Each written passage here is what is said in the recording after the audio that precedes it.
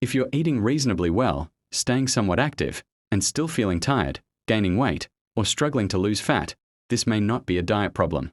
It may not even be a metabolism problem in the way most people think. It may be stress. And more specifically, what stress is doing to one powerful hormone inside your body: cortisol. Welcome back to Metabolism Matters. Most people associate stress with mental pressure, deadlines, or emotional strain. But biologically, stress is a metabolic event. When your brain perceives stress, whether physical, emotional, or psychological, it signals your adrenal glands to release cortisol. Cortisol is not a bad hormone. In fact, cortisol is essential for survival. It helps regulate blood sugar, controls inflammation, supports energy production, and keeps you alert when you need to respond to a challenge. The problem is not cortisol itself. The problem is chronic elevation. When stress becomes constant, cortisol stays high longer than it should.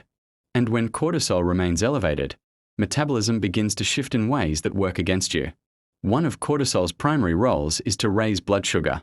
During stress, your body releases glucose into the bloodstream so you have quick energy. This is useful in short bursts. But when stress is ongoing, blood sugar remains elevated more often than it should. To manage this, insulin increases. And when insulin stays elevated, fat burning is suppressed. Your body enters a storage mode. This is why people under chronic stress often experience stubborn fat gain, especially around the abdomen, even without eating more food. Cortisol also directly affects fat distribution. Fat tissue around the midsection has more cortisol receptors than fat in other areas. This means stress signals are more likely to push energy into abdominal fat storage. This is not about willpower. This is biology. Stress also interferes with muscle maintenance. Elevated cortisol promotes muscle breakdown. Muscle tissue is metabolically active. It helps regulate blood sugar and supports energy expenditure.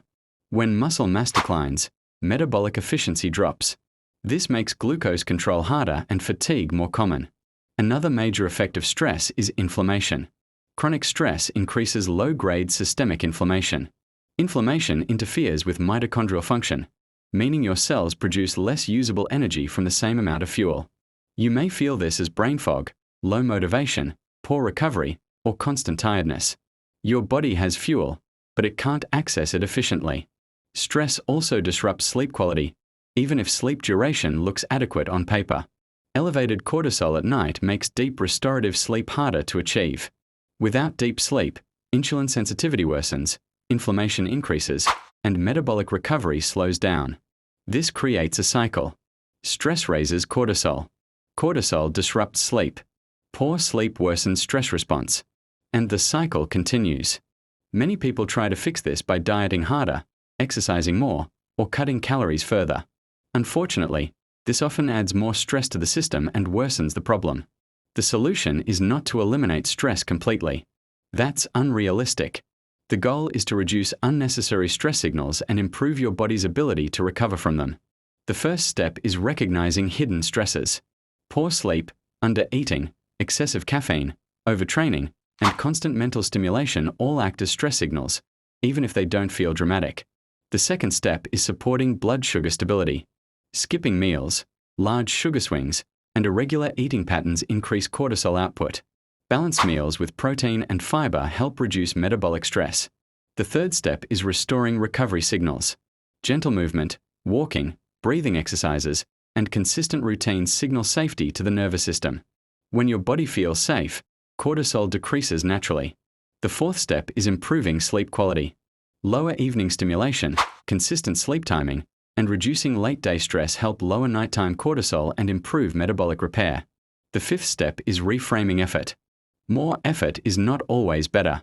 A body under constant pressure does not burn fat efficiently. It protects itself. When cortisol comes down, insulin sensitivity improves. Inflammation decreases. Energy production becomes more efficient. Fat loss becomes more accessible. Your metabolism is not broken. It is responding exactly as it was designed to under chronic stress. When you address stress at the hormonal level, metabolism follows. Thank you for watching Metabolism Matters. If this helped you understand your body better, subscribe for more science-based explanations that make metabolic health simpler and more realistic.